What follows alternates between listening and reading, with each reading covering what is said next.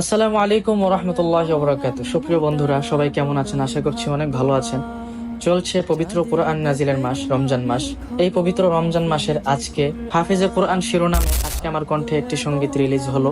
সত্যিকার অর্থে এই পৃথিবীতে নেক আশাগুলোর মধ্যে মোস্ট ইম্পর্ট্যান্ট একটা আশা হচ্ছে নিজে একজন কোরআনের হাফেজ হওয়া কিংবা নিজের ছেলে মেয়েকে কোরআনের হাফেজ দেখতে পারা।